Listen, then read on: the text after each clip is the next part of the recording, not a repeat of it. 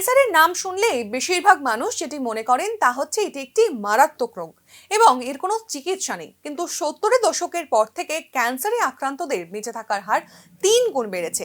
আর এর সবই সম্ভব হয়েছে প্রাথমিক পর্যায়ে চিকিৎসা করানোর কারণে। এবার ক্যান্সার রোগীদের জন্য নতুন ঠিকানা মেডিকা অঙ্কোলজি হসপিটাল।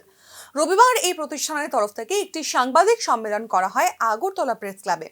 কলকাতায় মেডিকার 250 শয্যা বিশিষ্ট যে ক্যান্সার ইউনিট রয়েছে তা পূর্ব ভারতের অন্যতম উন্নত শ্রেষ্ঠ স্বাস্থ্য প্রতিষ্ঠান। এদিনের সাংবাদিক সম্মেলনে জানা যায়, মেডিকার ভবনটি 12 তলা এবং আধুনিক থেকে আধুনিকতর চিকিৎসা সুবিধা পাওয়া যাবে এই প্রতিষ্ঠানে। এই ইউনিট মূলত প্রাপ্তবয়স্ক নারী ও শিশুদের যত্নের উপরেই বেশি জোর দেয়।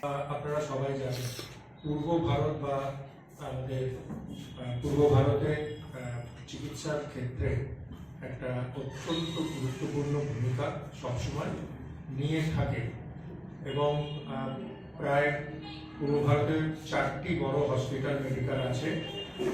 তার মধ্যে 4টি নয় 5টা। কলকাতায় খুব বড় মেডিকা সুপার স্পেশালিটি হসপিটাল, আমাদের শিলিগুড়িতে একটি ক্যান্সার হসপিটাল আছে এবং একটি মাল্টি স্পেশালিটি হসপিটাল, রাঁচিতে একটি ক্যান্সার হসপিটাল এবং উড়িষ্যার কলিঙ্গ নগরে আমাদের একটি হসপিটাল রয়েছে।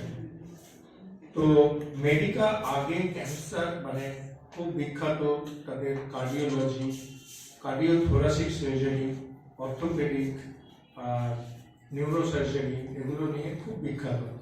কিন্তু মেডিকার আগে কখনো সেইভাবে অনকোলজি নিয়ে ফোকাস ছিল না। তো 2021 সালে আমরা জয়েন করি এবং মেডিকা বর্তমানে একটি মেডিকা সুপার স্পেশালিটি হসপিটালের সাথে একটি খুব বড় বিল্ডিং 10 তলা করেছে, ডেডিকেটেড টু ক্যান্সার, যেখানে আমরা কাজ করি।